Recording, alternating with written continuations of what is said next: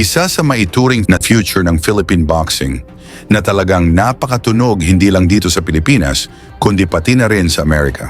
Ito ay ang kababayan ni Manny Pacquiao sa General Santos City na si Mike Plania na may 34 na panalo at 17 dito ay sa pamamagitan ng knockouts. At binansagang Magic dahil sa lakas at bilis ng kanyang mga suntok at isang IBF, North American Super Bantamweight Champion. Ang mga laban ni Plania ay inaabangan din sa Amerika dahil maliban sa 10 beses na ito lumaban doon.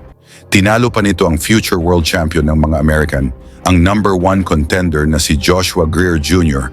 na nagdadala pa ng unan dahil patulugin daw niya ang Pinoy.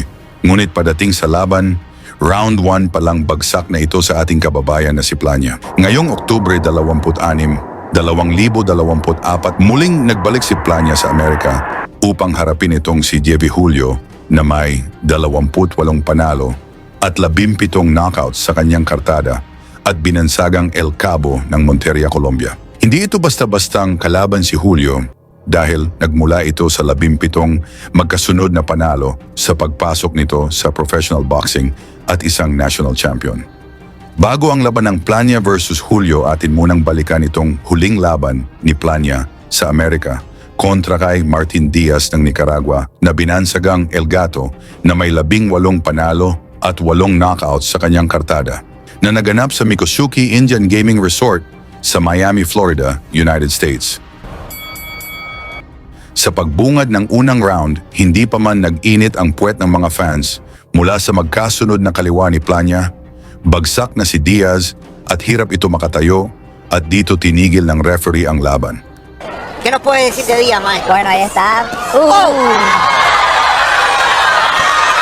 Tremendo, tremendo, tremendo.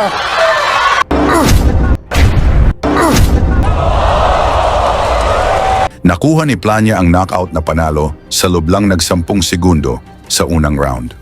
Tungkol naman sa pinakita ni Plania, pwede na kaya itong mag-world champion? Pag-usapan na lang natin yan sa baba at suportahan na lang natin si Plania sa kanyang laban ngayong Oktubre 27, 2024 kontra kay Diego Julio.